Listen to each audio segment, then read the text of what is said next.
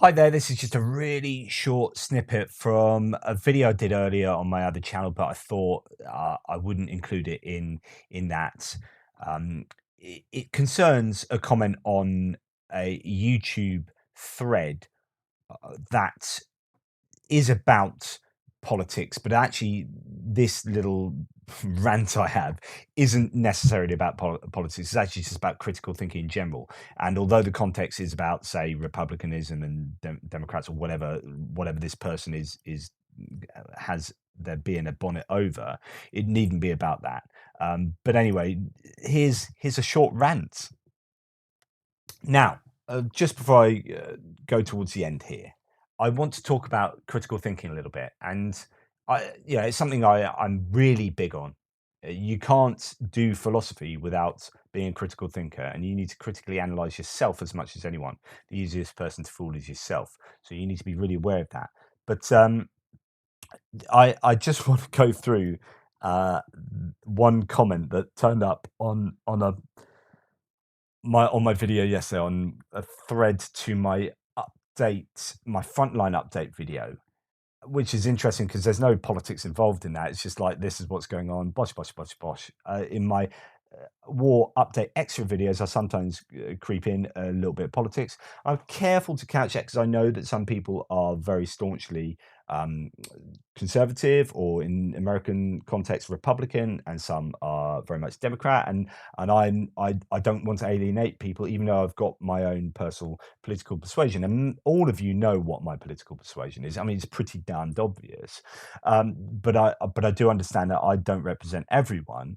Uh, it's just really interesting, and I do try and be critical as I think of myself. Like, you look at uh, the whole campaign, the whole war, and I think, right, is it right that uh, that Ukraine, that I paint Ukraine as the good guys here, and Russia are so obviously the bad guys, and I'm being fair to the details there. And of course, you can talk about 2014 onwards and all the very many things that went into uh, starting this war, and there's sort of causal blame that goes on to actually American actors and NATO actors coming into play in Ukraine around the 2014 mark and previously, and other institutions and organizations. But then you've also got Russia, and sending in little green men and starting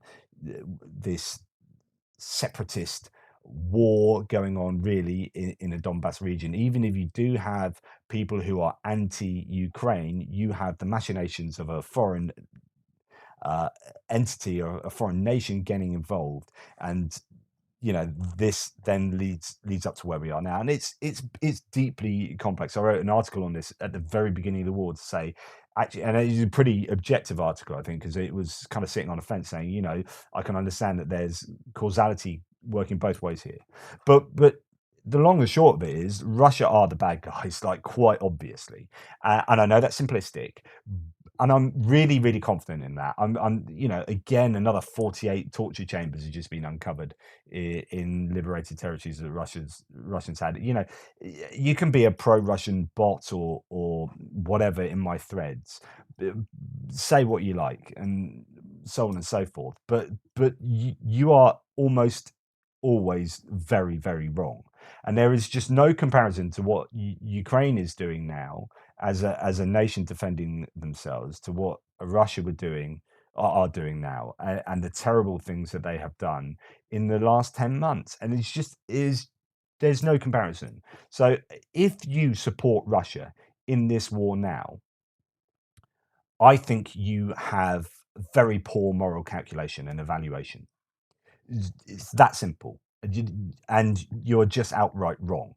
Um, Now, what they do is they end up saying, "Yeah, but what about Donbass? But what about that? What about this? What about that going on there? And what about this instance of three people getting killed by Ukrainians up there?" It's like, okay, but let's look at what the Russians have done in the last 10 months. Doesn't compare.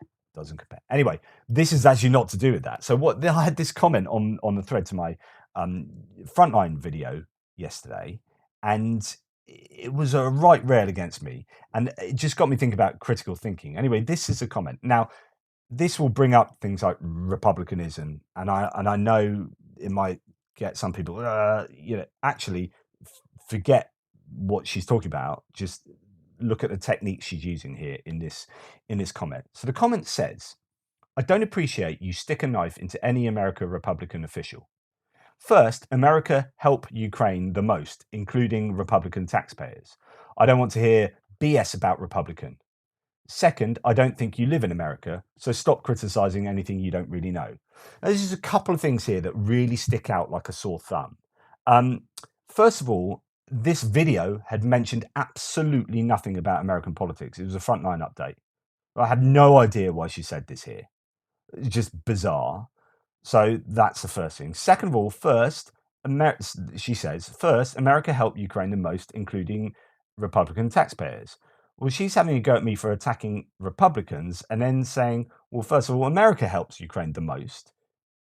And that includes Republican taxpayers. It's like, yeah, but it also includes Democratic taxpayers. It also includes independent taxpayers.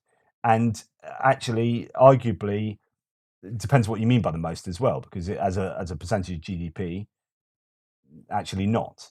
There are other nations that help Ukraine more. So again, A, that's arguably incorrect, and B, uh, you're just cherry picking a subset of people within that because you don't want me to attack them, and so therefore there's some weird connection there. Anyway, I don't want to hear BS about Republican. Second, so I just want to like this is the absolute antithesis of critical thinking. It's basically saying, and it can be anything. Let's forget Republican. It's like, I believe X. If you criticize X, I don't want anything to do with you. You cannot criticize X. If I hear anything about you criticizing, giving BS to X, that's it. And what you're doing there is you're saying you cannot be wrong about X. It is impossible for you to be wrong about X. In other words, you're inoculating yourself from challenging ideas. You're inoculating yourself from alternate views. You are saying you can never, ever, ever be wrong. You can never, ever be wrong. And if you go through life saying, I can never, ever, ever be wrong, I mean, people can talk about growth mindset and all these ideas, but if you can't fail, if you can't ever foresee yourself being wrong about this particular thing, then uh, you simply cannot be a critical thinker. And you can accidentally come across the truth maybe, but you're not really going to find it rationally thinking like that. You're not going to evaluate yourself towards the truth. You just aren't. So, and then the last thing here, second, I don't think you live in America. She's correct here. I don't live in America. Good.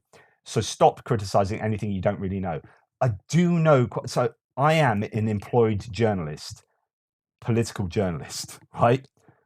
I literally am employed to write articles on American politics and British politics. I've been writing on American politics now for 12 years at least. So, yeah. Do you know what other people can know about things in other countries? I am doing 2 daily videos on Ukraine, right? I am not Ukrainian. Yeah. So there you go. You're casting your opinion, this person, on Ukraine. I don't think you're from Ukraine. So stop criticizing anything you don't really know, or stop talking about anything to do with Ukraine because you don't really know. You're not Ukrainian. Just absolute nonsense. Anyway, what I would like here, this is actually nothing to do with republicanism and Democrats, nothing to do with that. It's actually to do with the technique she's using to argue her points, which are just terribly poor. Please be critical thinkers, everybody. Challenge yourselves as much as those around you. Yeah, anyway.